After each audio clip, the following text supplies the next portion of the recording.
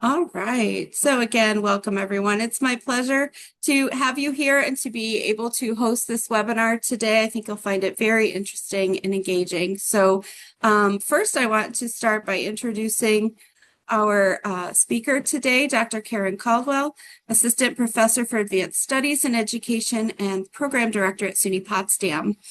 Karen's work with undergraduate and graduate learners applies human-centric approaches to instructional design, leadership, organizational development, policy and ethics, human capital development, research techniques, and human resource management. As an online faculty fellow and academic coach, Dr. Caldwell also supports faculty in their journey into digital and remote teaching. So welcome. We're thrilled to have you here. I'm going to turn it over to you. Thanks a lot, Erin, and thanks to all the organizers and folks who are joining us today. And I think that list may have sounded really diverse and wide, and that's because I'm 59 and love learning, and I'm sure that's why you are here as well. So I'm going to dive right into this session, which is, as you can see on the screen, the science of learning in distance education. And what I would like to ask of you folks is to please have questions. I will pause probably in the middle once, but definitely towards the end. But I really appreciate questions about why I've done things and the origins of what I'm about to demonstrate with to you.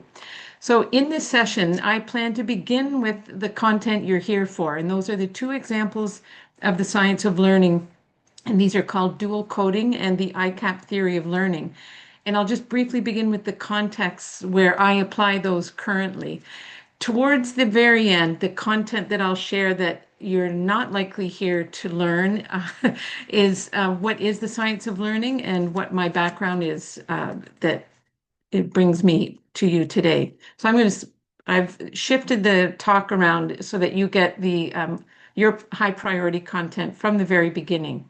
So I am going to dive in and give you the context first of how I apply the science of learning and especially dual coding and the ICAP theory of learning. I'm an online educator, currently fully online, and I teach in the undergrad general education program. I did that last semester, and most of the time I teach in the graduate programs, and mine are all fully online and asynchronous learning experiences. And this metaphor or this image that you see on the screen is going to describe dual coding and something called the drawing effect. But really, by the end of this session, what you walk away with is, I hope this metaphor and what it represents. And that's really about the learning process. We see it as this tidy, linear, correct, incorrect process, when in reality, it's like turning a blender on, excuse me, with the lid off. And that's a good thing. That's if you picture our brain as it learns, we want to hit as many areas of our brains and our bodies as possible so that it's a good thing if things feel messy and slow and effortful. All right. I am going to start with dual coding, which comes from Dr. Alan Pavio at the University of Western Ontario in the early 70s. And essentially, dual coding, as you would guess if I had asked you to guess using those two words, is about how we encode information. And those encoding processes, which involve storing the information and recalling the information actively, largely through two cognitive subsystems. First one is verbal, and that purely is language. We hear language, we hear words, and we also read words or see them around us.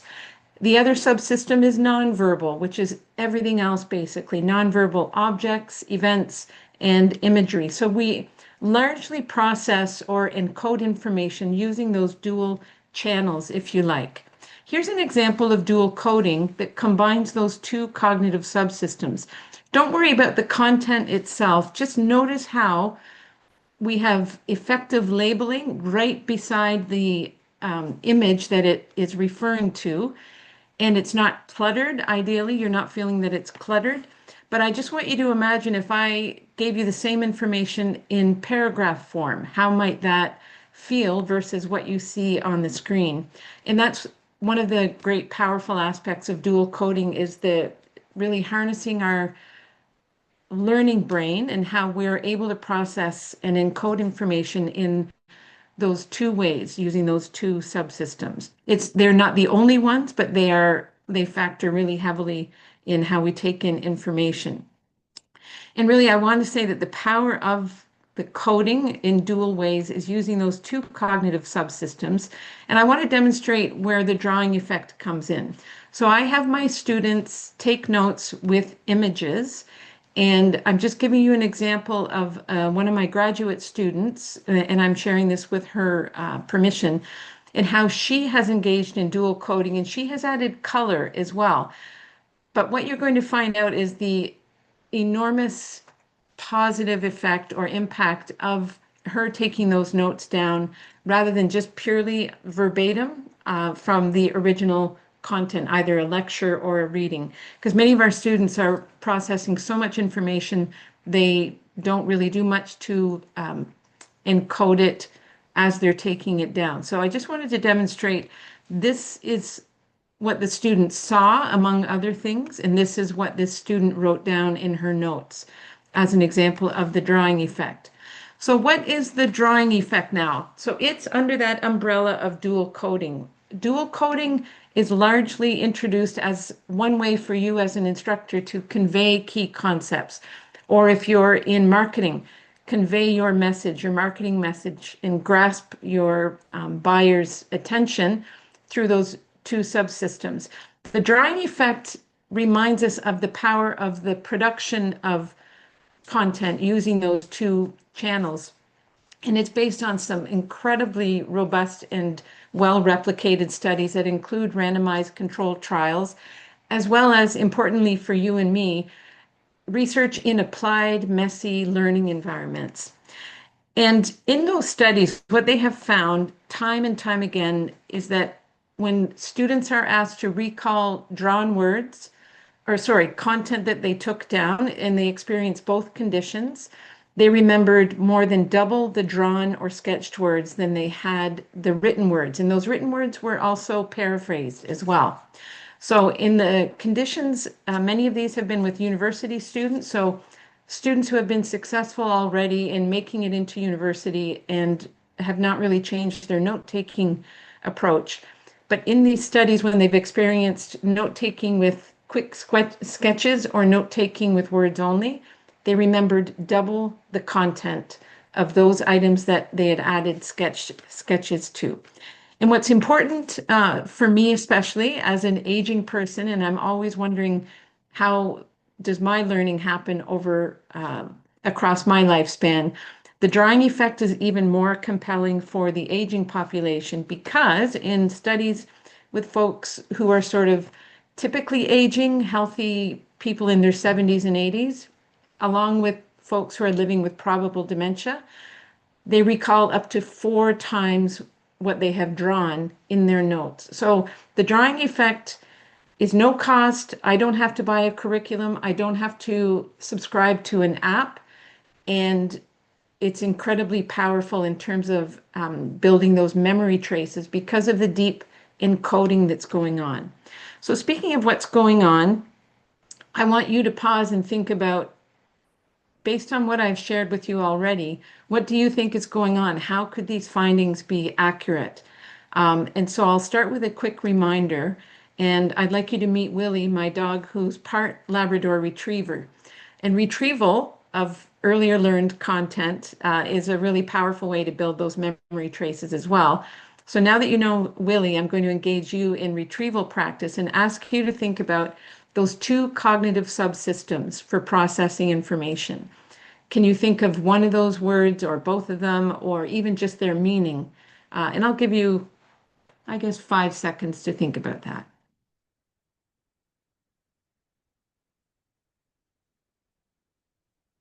All right, so those two cognitive subsystems are verbal and nonverbal. So we make meaning in passive ways and active ways. So when I share information with my learners that by harnessing dual coding, I'm helping them to make meaning in very efficient and long-lasting ways like that image.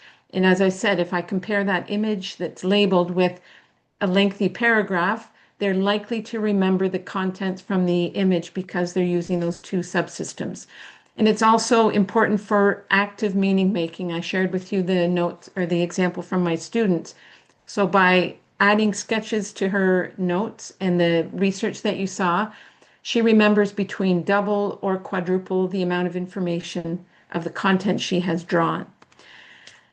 And these are also all about active meaning making. And some additional research I want to share with you is that the reason why I shared that blender metaphor is that it represents for me these multiple distinct cognitive processes or sensory modalities, because we take information in not only through our eyes, but our bodies. So it really is sensory modalities during encoding.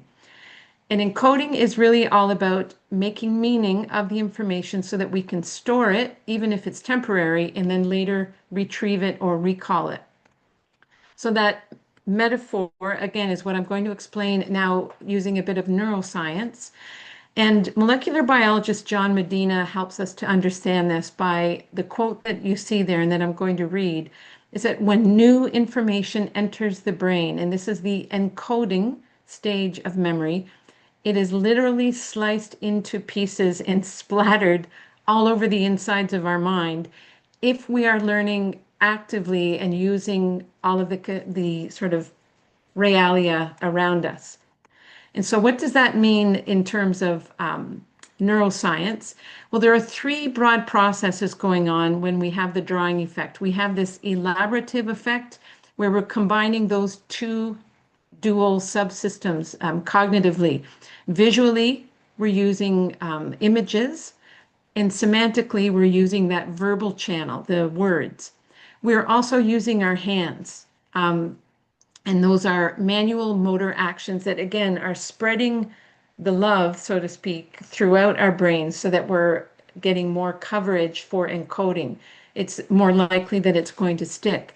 And finally, as we visualize something that could be largely abstract, but we visualize it in concrete ways, we're deepening those memory traces as well. So we have to visually inspect it internally, and as we're drawing it, we're processing even more, tapping that third area of how our brain processes information. And I really think this word encoding is a powerful way to understand why dual coding and especially the drawing effect are so powerful. And I will share my slides at the end, but this research by Wemyss and colleagues is in university classrooms and with the aging population, and they're expanding their work every year to replicate and better understand what's going on. So I just wanted to give you more examples of what's going on when students are engaged in dual coding. And again, I like to just think of it as active meaning making or encoding.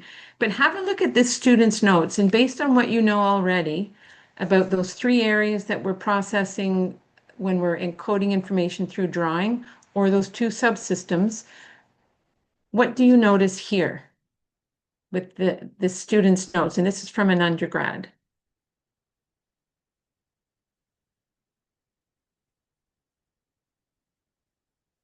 And I can always come back to this slide, but I'm just going to move on. And up here, I'm going to share with you some reminders of what you see here. So we've got both verbal and nonverbal. We've got words and images that the student has added to her notes in this case. We have elaboration. There's a great deal of content here that is in that student's own words. And just by adding these bubbles and these images, these are elaborative processes where they're encoding the information, but also making sense of it and personalizing it. And clearly it's motoric because she's used her hand to sketch these and to place them. You can't see right now, but she has organized this using the Cornell method.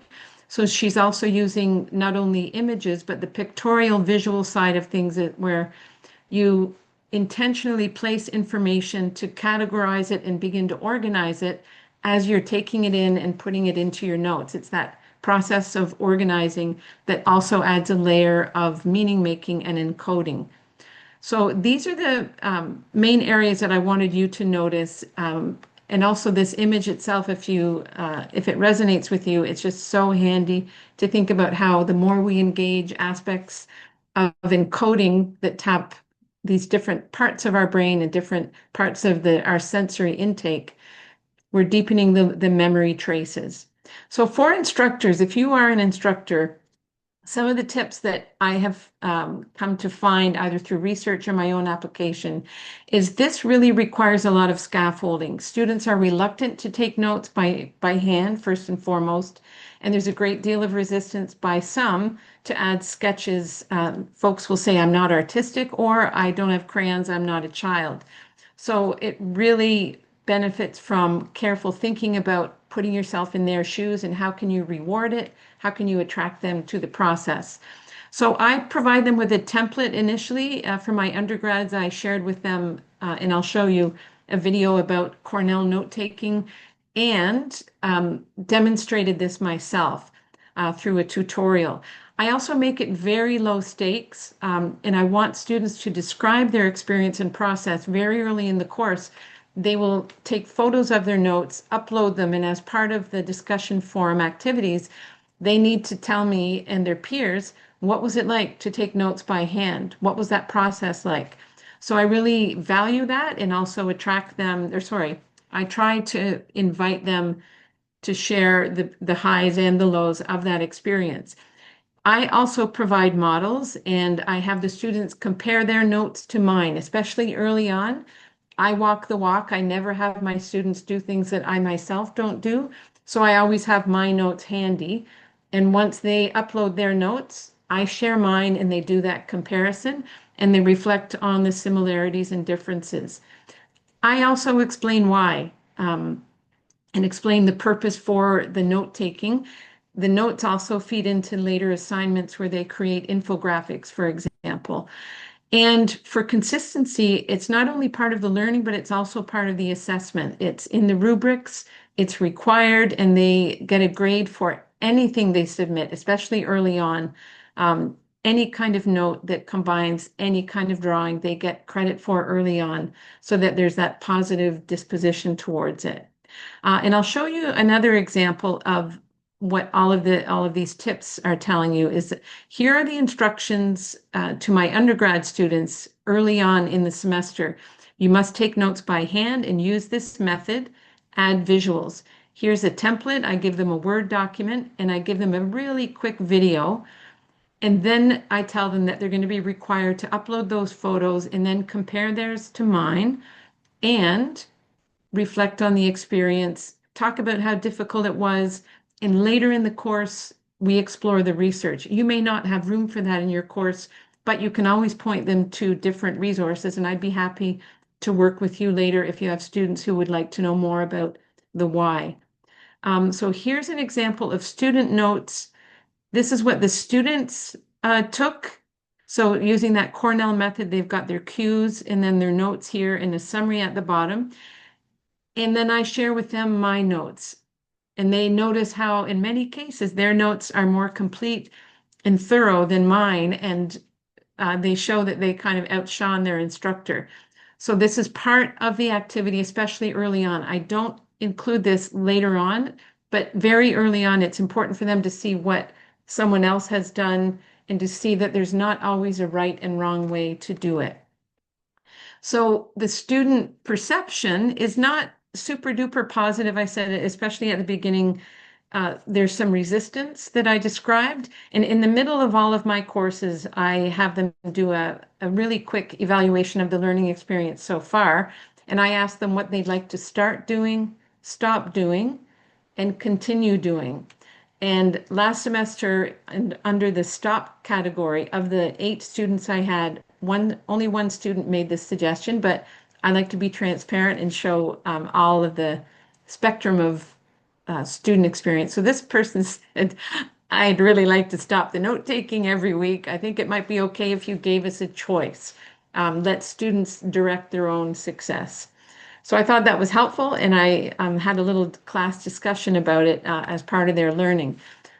In those same data, I had mostly comments like this. I would like to continue taking and sharing our notes. I enjoy the Cornell method for articles and videos related to our topics, because they also read some pretty dense scientific articles as well in that course. All right, so here we have input from graduate students, and this was just a very recent exchange between two students where they watched a video that included a mention of note-taking by hand and dual coding theory. And this person writes, um, one thing that this is making me think about is my spatial memory and how I can easily remember where something is based on how they look, like color, packaging, and shape. These visuals stick in my memory far more than product names or numbers. So they're making that connection to their learning process to a related topic, which is spatial memory and how it affects how they process the information. This person is a graphic designer. And so another student responded, related that point to their learning. So they agree and they explain, I wonder if an image is a way to organize the information in a way that makes sense. So notice they're mentioning sense making or meaning making and organizing the information. I find when I look back on notes with pictures and diagrams, I can recall the content much faster, even if all the information was written down.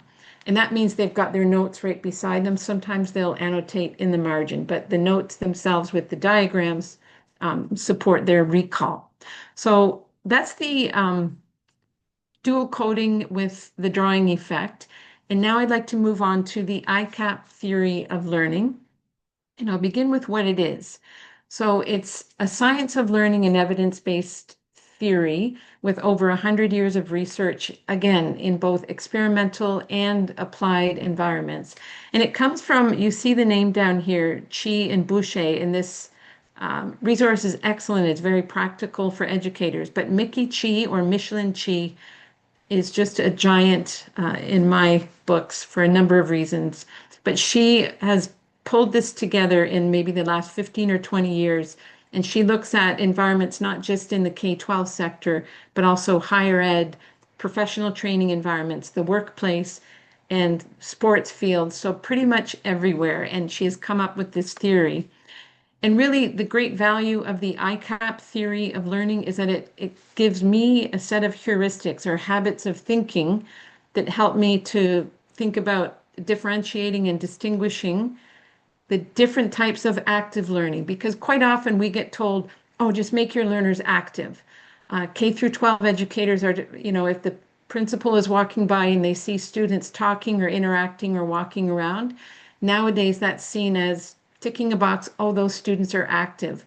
But there's so much more that we need to think about that's going on rather than just saying to our students, perhaps at university, work with a partner or work with a team on this project, and we leave them without thinking about sort of this continuum of how that learning process happens. And what's very helpful about ICAP is that it classifies these activities. It boils down what we call active learning into their effectiveness in this hierarchy, so that we're helping students to prepare for those stages where they really have to apply their learning as part of the deeper end of the continuum. So it is a hierarchy, and I'll demonstrate now what ICAP stands for. So the framework itself is a hierarchy, beginning with the interactive stage, which is the deepest form of learning. And I'll explain what each stage means, by the way. Before interactive, the constructive stage is where we kind of infer and go beyond the actual learning material and personalizing it. Active is all about comprehension of the existing materials. You're making sense of it. And finally, we have passive. And although there is a hierarchy, I want to emphasize that doesn't mean that passive learning is not important. It's incredibly important for students to attend a lecture, to read an article, to watch a video, to listen to a podcast. That intake of information can't be skipped. Using generative AI or other means of summarizing content is not part of the ICAP theory. It's just about putting those activities, those visible learner behaviors on a continuum, recognizing that we start with passive learning before we move on to those other stages.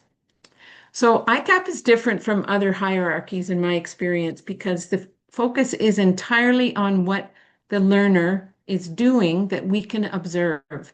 Very often, whether we're face to face or through a Zoom, we think, oh, I can tell from what the look on their face that they're really getting this, or they're confused.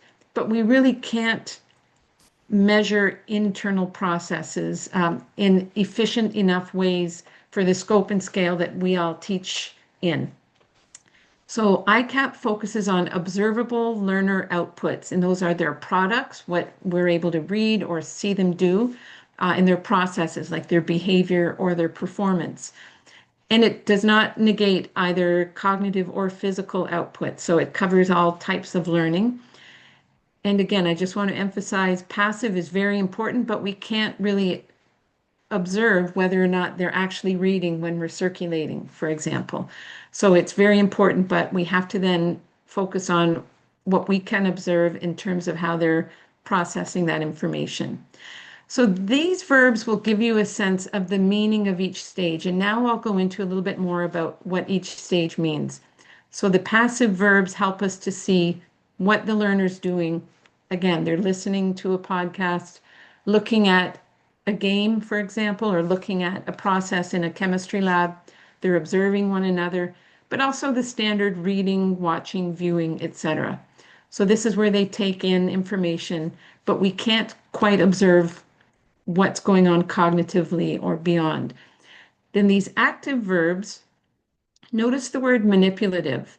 This is really all about whatever that original instructional material is, whether it's a research paper, a book chapter, or anything else you use in your classrooms. We want the learners to manipulate it to make sense of it. Before we move on to inferring information, they have to make sure that they have comprehended what it is that you're asking them to focus on in the learning content. So they might rearrange the content, they might classify it, they might fill in the blanks, mark things to indicate comprehension. All of these steps here are about demonstrating comprehension of the original learning material. Then we move into constructive. This is where it's more about meaning making, where the learner may infer a pattern that they see or connections that are beyond the original learning materials. So this is where learners are generative in that they're identifying those patterns, those connections, those relationships. And here you can see different verbs that help us to understand what the learner might be doing or what we can engage them in. I do a lot of the compose element in design, explain, and as you just saw, I have them do a lot of sketching to demonstrate what relationships they see. I overuse Venn diagrams a great deal because often I want them to learn a new concept and show me with a Venn diagram what's different, what's similar, and what is beyond both of those in the new content. So that's the constructive level. And then we have interactive, which is the deepest and toughest level for us to design as instructors. I have found in the research literature is consistent with that.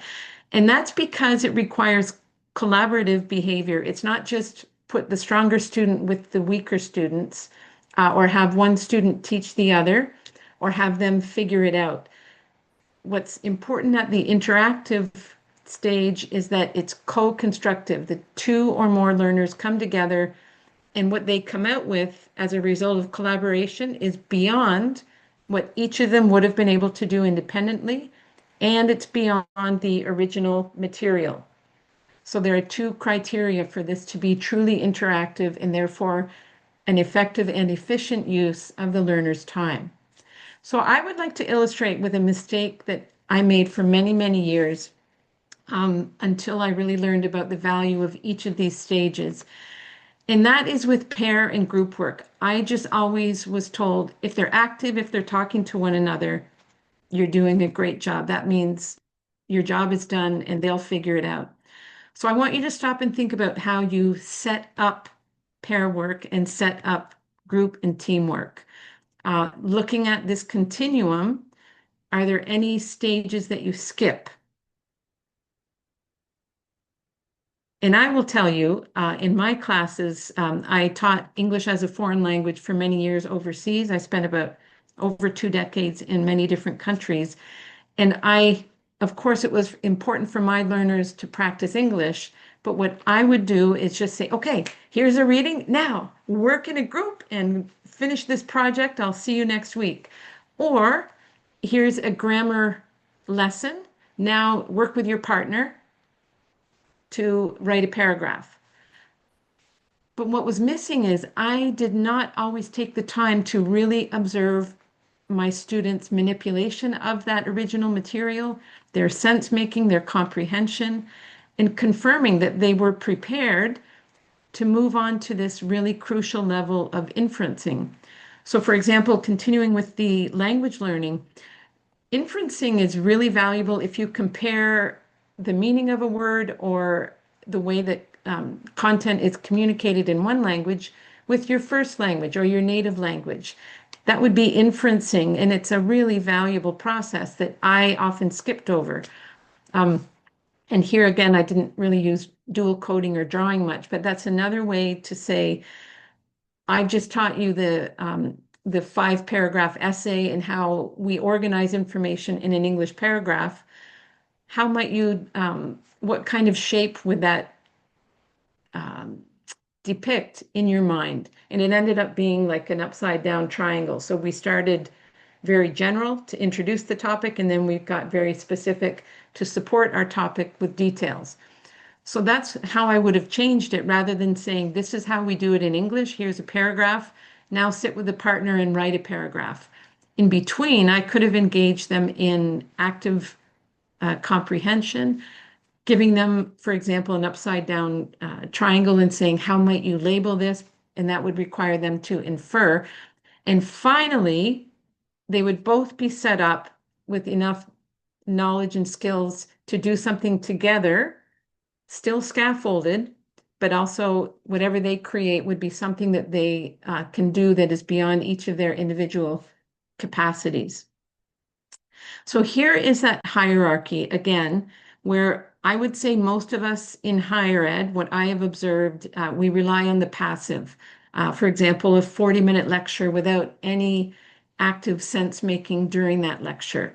And maybe leaving the constructive side, which might be, for example, write an essay about this until a couple of weeks later in the course. But I think this is where most of us are comfortable. A lot of us learned this way. Therefore, a lot of us teach in this way. And interactive is at the top here, keeping in mind that there are 2 important criteria for it to be truly interactive. Remember, it's co-constructive and it's reciprocal. And what they make is beyond what was in the original content, what they create together. So in practice, I would like to now demonstrate how this happens in my courses. And I always begin with attention at the very beginning. So before my students go into even that passive mode, my students are going to activate their prior knowledge. And here I've got DL tools. These are distance learning tools that I use. I do very quick knowledge checks that give them immediate feedback using either quizzing, or in Brightspace, we have something called Creator Plus on certain campuses that use H5P. But either way, my students answer questions about relevant content before they go into the new learning. I try to have them recall what we did last week that is relevant. Then I give them schema, and schema are simply mental models. And so the distance learning tools would be images with alternative text so that they're accessible. But the schema might be that image I showed you at the very beginning, and which is called the simple memory model of the head with the environment. I might give them that schema and say, you're about to read about the simple memory model. Here's an image that will help you. So it already gives them a framework or a mental model so that when they get to that passive intake of reading the article about that topic, they already have a little bit of base knowledge through this schema or mental model. Then I have my learners establish purpose and identify a manageable number of items to focus on. So I don't say, read this whole paragraph and then later tell them what they're going to do with it, beforehand, I tell them, these are the three things I'm going to be asking you about, and they'll come from this article. So watch for these three things. And that's manageable according to cognitive load theory as a number. And really, the tool I use is what I just demonstrated with you, is very clear signaling. Each week in Brightspace, they have the word focus all in caps, and it's in bullet points, the three things that they're to focus on for that week. And speaking of cognitive load, my learners are also managing their cognitive load because, and Alex is here and Aaron of Oscar fame, all of my courses have consistency and patterns each week so that the students don't have to figure out each week what's going to happen next. It's a very similar, consistent pattern. So once I've helped them to focus their attention, I combine the passive and active level. I don't have, if I were live, I wouldn't have time to sit while the students read a paper, for example. And I also want to make the students' exploration of that paper or lecture to be active, so to make sense as they go, because their time is limited as well. And I don't think any student can simply sit and read something cover to cover without doing something to make their time efficient as well. So during the passive and active stage, which is combined, the students apply that focus, those three things I've told them to focus on, only to the course content itself. They take notes by hand and with visuals. And if I use the tool called Perusal, they'll annotate that. So it's called social annotation or social reading, but they'll annotate the reading, for example, or the video or the audio file, looking for those three things that I have had them focus on. Again, they're managing their cognitive load by focusing only on course content. I tell them, don't bring in outside resources. We've got to make sense of this together first before we step back. So I'm really kind of setting up an environment where they're managing their attention, but also their sense making before we can move on to those other levels. I also ask my students to pose questions. We all have itchy brains as we're reading, something that isn't consistent with our experience or what we may have studied before. And I want students to pay attention to those itchy brain moments and really normalize that as part of what they share in the class. They're not expected to fully agree with the content either. And the distance learning tool I have them use is a forum that I set up for called the Virtual Cafe if they want to, or it's also actually part of their discussion forum post to share their itchy brain moments, or also just tagging me in their response so that I can clarify something. The students are also rewarding their curiosity, and that's because I've set up these 2, 3, or 4 focus areas. Sometimes it's a question I want them to answer. So in an ideal world, they'll be curious and want to answer that question. And the distance learning tool that I'm using is the rubric. I ensure that students have responded to those questions and also shared their own questions. So they get rewarded for both following instructions, answering the questions, and sharing itchy brain moments. Then we move to what is the deepest level of learning, and it's also the biggest jump. So students have made sense of the content. Now we're asking them to step back and start to infer and make meaning more publicly as well. So this is where it's the biggest jump in their learning process. And here students are responding publicly with their take on or the meaning they've made from the content. And here they describe those inferences and they compare their own either to mine if I already have kind of an answer I would like them to think about. But most of the time it's comparing theirs to others and then responding to others' sparks. An example of a spark is for each discussion forum post that my students write and share, they finish it with a spark about an itchy brain moment, something they disagree with, or something they'd like each other's input on. So they're taking control of that process as well, which is a constructive act. They're going beyond the original content. And also by Sunday or in their assignments, they're reflecting on the content itself and personalizing it. So again, I just want to make a point that this is the greatest growth in learning between active and constructive. And although interactive is really has the longest term bang for the buck, it's the toughest for us to engineer in higher ed, I would say. So moving now from constructive to interactive, again, I'm just emphasizing that if I'm putting students in a collaborative scenario, it must be reciprocal. There can't be just one student pulling all the weight. And it's co-constructive. They both arrive with something already made that they will then work on together with another student. So it's co-creating beyond what their capacities are and the materials. And examples are through those conversations, through sparks and itchy brain moments. Mostly it's through a peer critique, and that also is very carefully set up. Um, and now when I set a team project, no team project starts until students have done the passive learning, actively shown that they understand it, and they've constructed some kind of additional meaning or inferences beyond the original content. So they arrive in that team project prepared. And then, of course, there's dual coding where students can collaborate to, for example, write a blog post together using each other's visuals and incorporating those into a blog post. So tips for instructors. For each of these stages, it's really important at the before stage and any other stage, honestly, is to make sure that you activate prior knowledge that is relevant to what they're going to do. That's a stage that I skipped often, but now it's baked into all of my lessons so that they arrive with anything relevant already circulating and ready to go.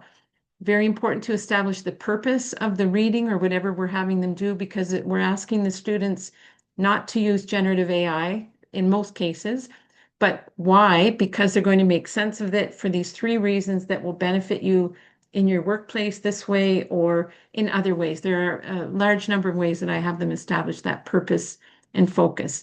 And also manage their cognitive load. If you're giving them a 30-page or 1-hour lecture, that's an enormous amount of content. Support them by giving them no more than 4 elements to focus on so that they can really be successful and take away what you're asking them to take away from it. So for students and instructors, what I've been sharing more and more is that with students especially, I don't mince words. I share that it's learning is difficult and slow when it's done properly. We often forget that because as instructors, we have the curse of knowledge. We are experts in our fields, and we rarely experience that slow and difficult struggle of learning as novices. Uh, and also, learning isn't iterative. Yes, it happens. I demonstrate ICAP in this linear process, but we always go back to the P, that passive, going back to read something again or listen again. And we're always making sure we've comprehended. And in that process, we're constructing deeper meaning all along. And for instructors, it's just so essential to structure the learning through direct and explicit instruction. Um, Group work is fine, project-based learning is fine, but only when students have been prepared for it. I also really like to model and normalize those itchy brain moments, especially in grad school. A lot of students are reluctant to ask questions or to share confusion. And I remind them that they're rewarded for that. It's in the rubric. There's one criterion in my rubric that is don't be a poser. If you don't understand, then ask questions. And also when you're responding to what your peers have written, if you don't understand what they've written, ask them. Don't just tell them it was a wonderful post, but ask them to elaborate. And I also emphasize the power of their brains as pattern-seeking organs. That's how we can survive today in this information flood environment. Our brains already are really adept at pattern seeking. So let's build on that, especially at that constructive stage. And then also related to pattern seeking is make sure that as instructors, we're facilitating connection building. And quite often that means demonstrating it a lot early in the course, showing your Venn diagrams and say, this is how I see these two concepts overlapping, but also how they're different. And notice I'm using a Venn diagram and I'm gesturing and I'm not fully, of course, we're not always comfortable sharing that we're not 100% confident, but you can say these are emerging findings, and then you're demonstrating this itchy brain moment of your own as well. Later in the course, students reflect on the outcomes of learning, and that's super important towards the end of the course, is to have them talk about, yes, it was slow at the beginning, and this is what I feel I got from that slow process, especially after sharing my itchy brain moments. And it's at that interactive stage that I'm focusing on for the final, let's say, 2, 3 minutes of my talk. Interactive has really been where so much flourishing has come, but it doesn't come until the end of the semester. Students write to me privately early on saying, look, I don't have time to work with a partner or in a group. I've never done it in another class. I don't want to work with a partner or in a group. So I remind them that I'm there to scaffold things, and that by the time they get to that work, they are prepared and their partners are prepared. But they still really don't notice this until the end of the semester. So here are some quotes from undergraduates where they have specified our learning community. That's a term I use during the semester. And where this student has said, I really appreciate one particular student's input for giving me great feedback. While I appreciate praise with what I do well on, I get the most out of constructive criticism. And that's one great example of interactive learning activities according to ICAP and for us in college settings. As long as you set it up in a really structured way, students are arriving at that activity already well versed in what the assignment was because they've just completed it. They also have a rubric.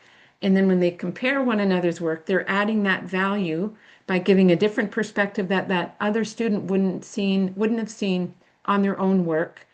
And then together, they're given a chance to give suggestions to how to improve. So each of them creates better versions of their work based on that interaction.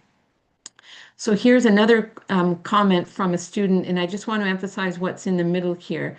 I really appreciated being part of a supportive class. I want to give shout outs to everyone who's given me feedback, especially the people I worked with in peer review and discussions. Their suggestions helped strengthen my essays and made the writing process a lot less stressful. And again, these students were very vocal early on. And these quotes come from graduate students, again, about the peer critique process of learning. So this student says, the peer critiques stand out to me because they help so much when looking at your own work for improvements. Even looking at other classmates' assignments, I found myself looking very closely at the rubric. We all like that, don't we? And one more playful time with Willie is to be a retriever with ICAP. And I'm about to close, but I'd like to hand over to you and ask you if you can remember what ICAP stands for. And I'm going to stop talking for 10 seconds.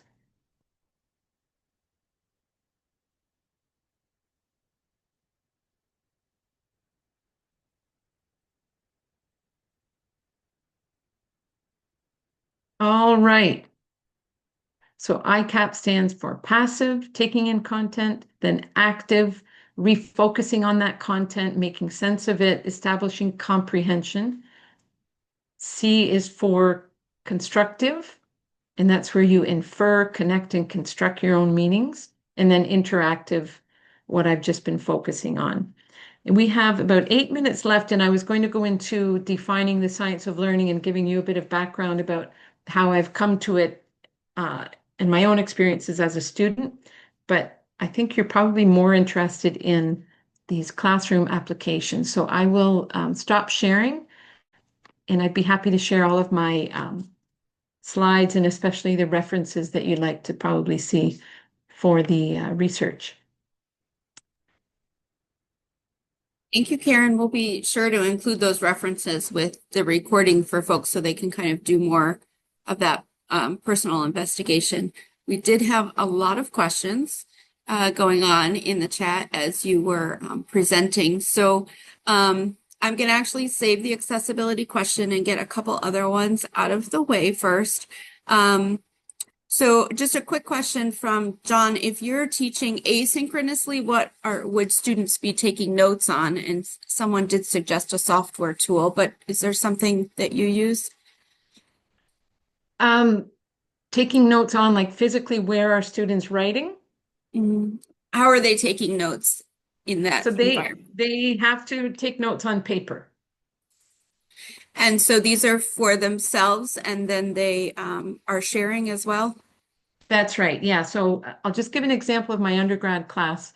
They watched a video, a TEDx talk, and they were told to take notes that included visuals using the Cornell method. So they received that template and they were advised or they to either replicate the template in their own note-taking book or to print out the sheets that or the template that I'd sent them. But they had to take notes with their hands.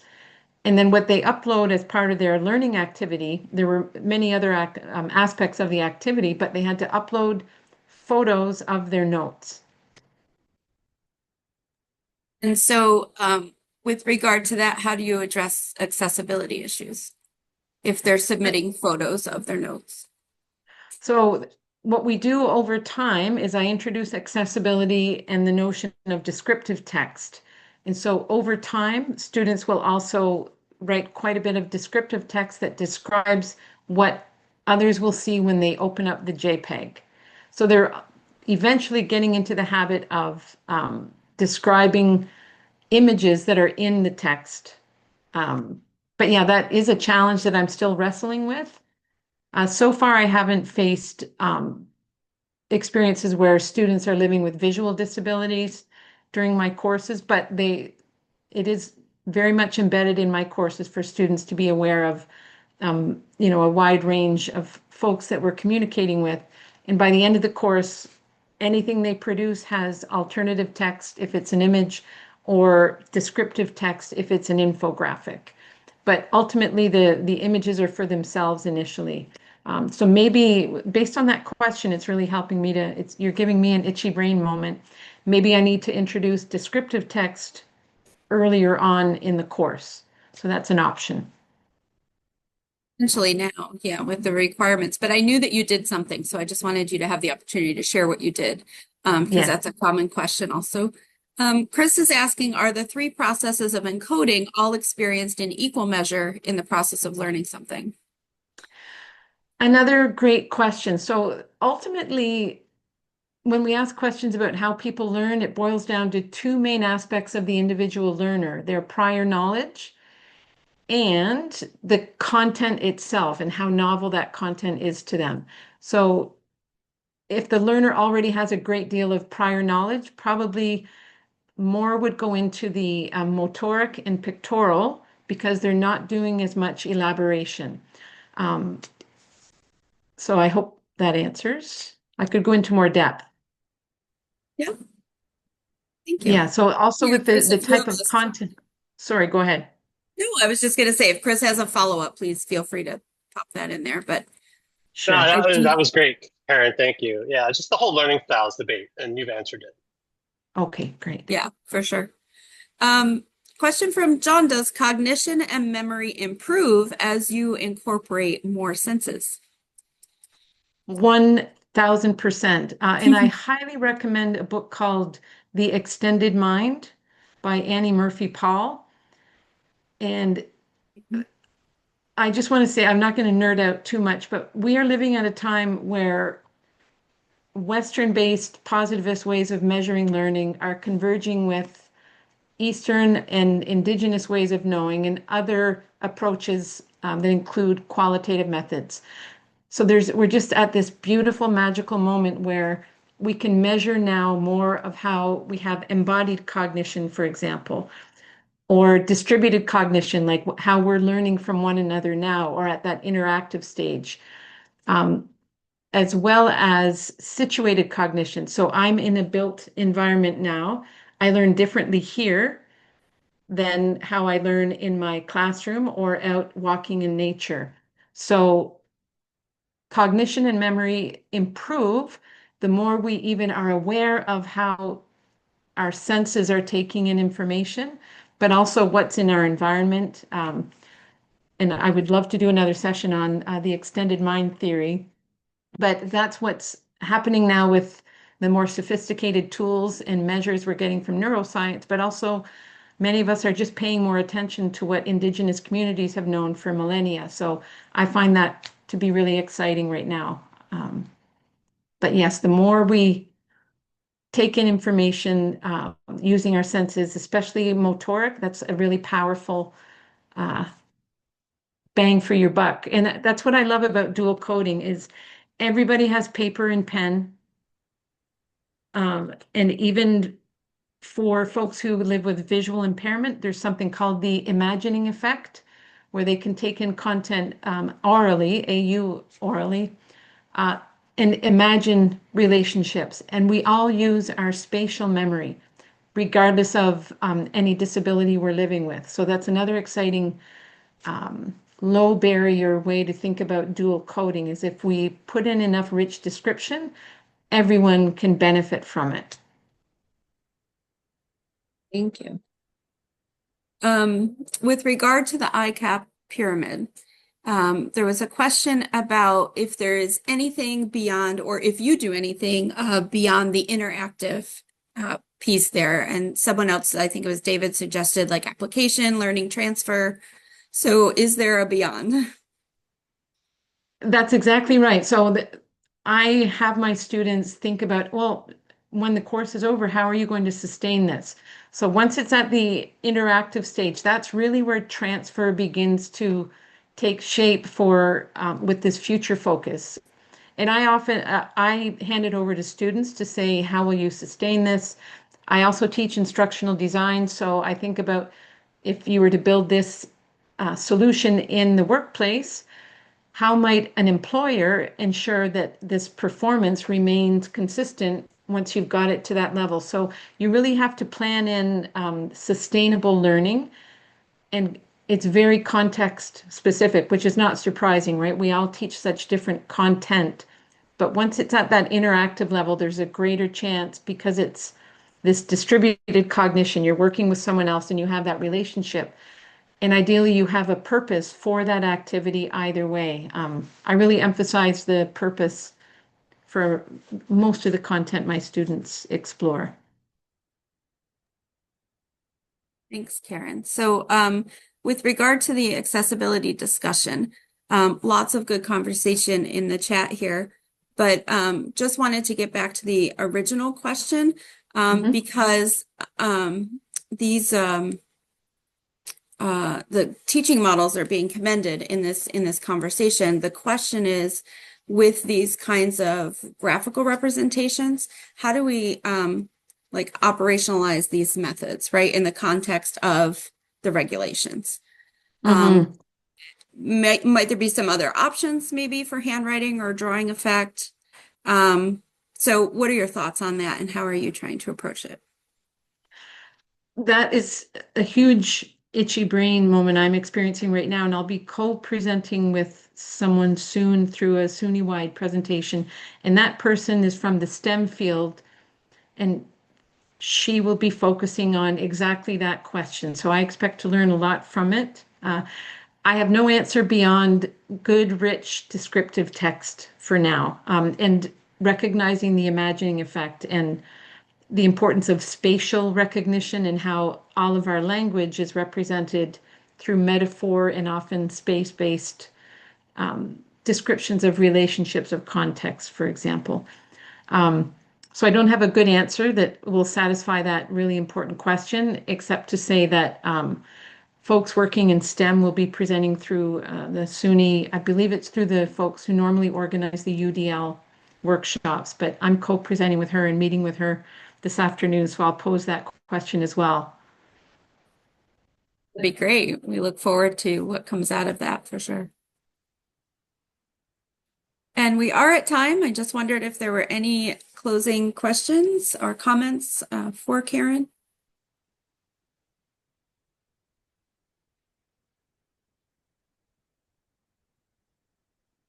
Okay, Karen, then I will go ahead and thank you so much for sharing with us today. You're always a wealth of knowledge whenever I get to listen to you. I appreciate you. Wanted to share this slide with folks so that you are aware of what's coming up for the rest of the semester. We have a webinar on teaching with AI in March. We're going to be talking about creating engagement online in April and also having a tour of our SUNY Online exemplary courses for observation. So I'm going to post these links in the chat for you. And here we go. Apologies. There we go. Oh, they came out as full URLs. That's okay. All right. Thanks, everyone. I appreciate your time today and look forward to seeing you at another webinar this semester.